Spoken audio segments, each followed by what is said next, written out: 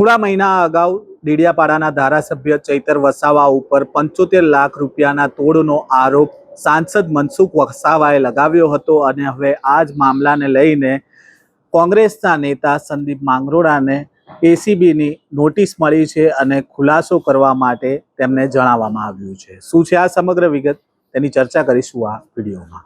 વૈષ્ણવજન તો તેને કહીએ જે પીડ પરાઈ જાનાને રે। નમસ્કાર, નવજીવન ન્યૂઝમાં આપનું સ્વાગત છે। હું છું જયંત દાફડા। ડેડિયાપાડામાં થોડા મહિના અગાઉ પ્રધાનમંત્રી નરેન્દ્ર મોદીનો કાર્યક્રમ યોજાયો હતો। બિરસા મુંડાની જે જન્મ જયંતિ હતી તે દિવસે પ્રધાનમંત્રી નરેન્દ્ર મોદી ડેડિયાપાડા ખાતે આવ્યા હતા અને તેમનો જે કાર્યક્રમ થયો હતો તેમાં કરોડો રૂપિયાનો ખર્ચ થયો હોવાનો ચૈતર વસાવાએ દાવો કર્યો હતો અને બસ, જમવા માટેના, પાર્કિંગ માટેના જે અલગ અલગ જે મંજૂર થયા હતા ટેન્ડરો તેમાં કરોડો રૂપિયાનો ફાળવણી થઈ હોવાનો ચૈતર વસાવાએ આરોપ લગાવ્યો હતો અને આ જ મામલાને લઈને તેમણે જ્યારે કલેક્ટરને હિસાબ માંગ્યો હતો કે પ્રધાનમંત્રી નરેન્દ્ર મોદીના કાર્યક્રમમાં કેટલા પૈસા વપરાયા છે, ત્યારે સાંસદ મનસુખ વસાવા દ્વારા તેમના ઉપર આરોપ લગાવવામાં આવ્યો હતો કે આ રીતના સવાલો કરીને તેમણે તોડ કરવા માંગે છે, સાથે 75 લાખ રૂપિયાની માંગણી કરી હોવાનો આરોપ પણ જે તે સમયે લાગ્યો હતો અને આ મામલો જે તે સમયે ગાજ્યો હતો।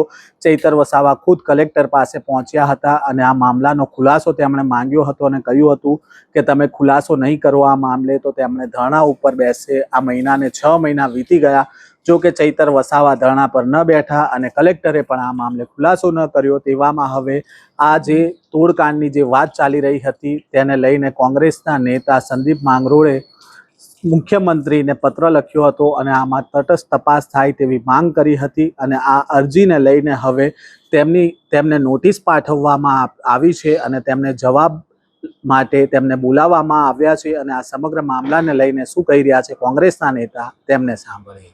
નર્મદા જિલ્લાના ડેડિયાપાડાના ધારાસભ્ય ચૈતર વસાવા 75 લાખ રૂપિયાની ખંડણીના મામલે લગભગ 6 મહિના થવા આવ્યા છે અને 6 મહિના પછી રાજકીય હિસાબ કિતાબ કરવા માટે એસીબી તરફથી મને નોટિસ પાઠવવામાં આવી છે અને એ નોટિસ પાઠવીને આ અંગે જવાબો માંગવામાં આવ્યા છે, નિવેદનો માંગવામાં આવ્યા છે।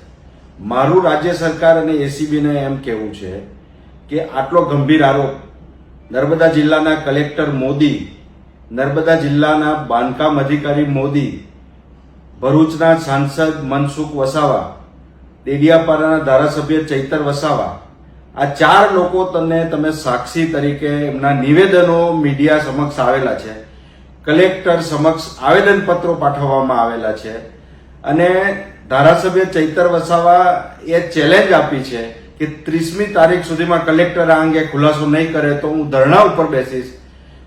ધારાસભ્ય પણ ધરણા ઉપર નથી બેઠા અને કલેક્ટરે પણ કોઈ ખુલાસો નથી આપ્યો।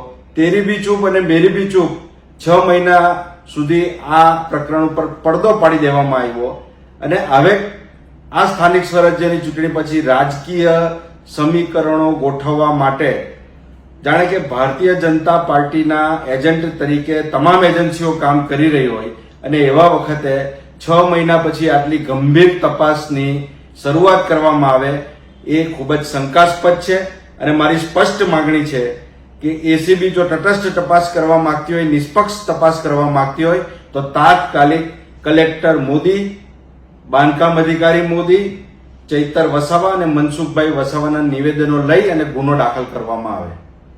આભાર। આપે સાંભળ્યા કોંગ્રેસના નેતાને।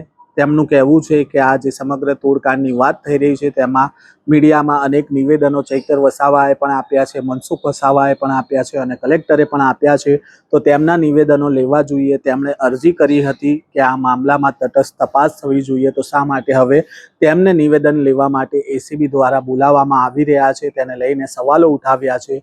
હવે જોવાનું રહ્યું કે આ જે આરોપ લગાવવામાં આવી રહ્યા છે ધારાસભ્યો ઉપર તેની ઉપર કેટલી તપાસ થાય છે અને તપાસમાં શું સત્યતા સામે આવે છે। આ પ્રકારના સમાચાર અહેવાલ સાથે ફરી મળીશું। નવજીવન ન્યૂઝ સાથે જોડાયેલા રહેજો।